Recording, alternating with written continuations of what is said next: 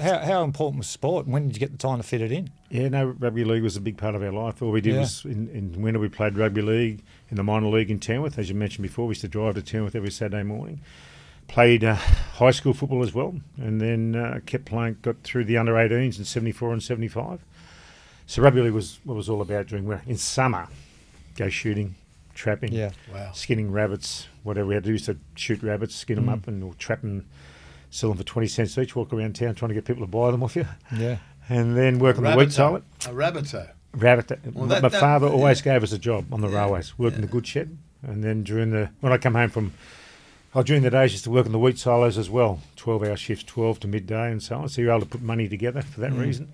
But staying in Werris Creek wasn't the biggest attraction, so I applied for a scholarship. And I won a scholarship to go to Wollongong. But at the same time, I had this offer to go to Newcastle to play rugby league. Yeah. Three of my mates got a scholarship to go to Newcastle, so they all tried to talk me into changing where I was going to go. My sister was at Newcastle Conservatorium of Music, so there was an attraction there, but I sat back and I thought, you know what, I've just been given this opportunity to get out of Werris Creek. Great place to visit, so many friends. I'm not knocking in any way, but to improve yourself. And I was still playing football. Football was in my guts, so I weighed it all up, ring up the education department. I said, can I transfer to Newcastle? They said, yes, Mr. Wynn, we'll send you the forms. The forms arrived, and I looked at it, and I said, no, I've got to get out. I've got to give myself my best chance to be successful. So I kept the scholarship and moved to Wollongong. Got to Wollongong, Johnny. The gong. Didn't know a soul. Cried for 4 weeks. Missed everybody. Missed mum and dad. Missed everybody. But my mother knew a bloke called Keith Nolan. So after I'd enrolled at the university in the Teachers College, we got the bus out to Thirroul and walked into Thirroul Leagues Club. And Keith Nolan was there, and he sat down. He knew that Dad was a footballer. He said, oh, Pete plays a trial here. We'll find him a place to live. And I said, yeah, that sounds good. So, but before the day I was out, he rang up and said, oh, we've got you a place to live, but come play the trial on Sunday anyway. So I found me a place to live just down from Wollongong Teachers College in Kirraville. Yeah, so when you started to get a little bit of a name for yourself down there, when did Parramatta come into the equation? Parramatta was funny, because 1977, Harry Barth and a few of the St George committee came down and watched me play against Corrimal.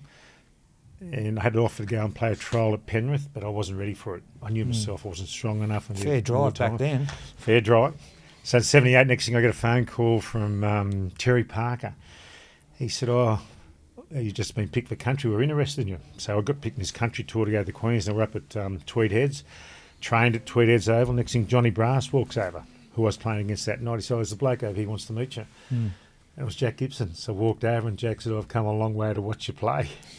So I played that night. Next thing, Jack said, we'll be in contact during the week. So he gave me an offer, but I didn't sign. I signed for Parramatta. They just signed Arthur Beetson, and Terry Fernley approached me.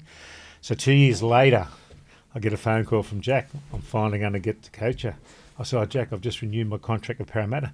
He said, yeah, I've just signed with Parramatta. So all of a sudden, Jack became one of Jack's men, which was very fortunate. I had 3 good years under Jack. Memorable times. So how long did they sign you for, and what was your first contract? I signed my first contract. What did they pay you? Not as much as I'd liked. Yeah, it's pretty standard. Standard, yeah. No, I was happy with the money. There was bonuses those days of representing the state, representing Australia.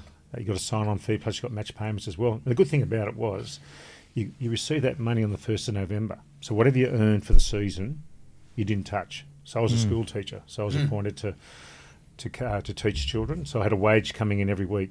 So the football money was a bonus. All of a sudden, here's the cheque on the 1st of November. You could do something with it. So I signed the first contract for 2 years and then re-signed at the end of 1980 for another 2 years. You just mentioned you're a teacher during this time, so you're working. In fact, the name of the school.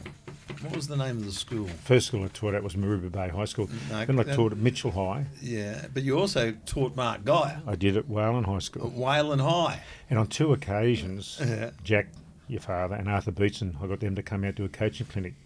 So they came out and the media followed them out. They gave a lot of exposure to Wayland those days, which was really good. Now, on 2 occasions.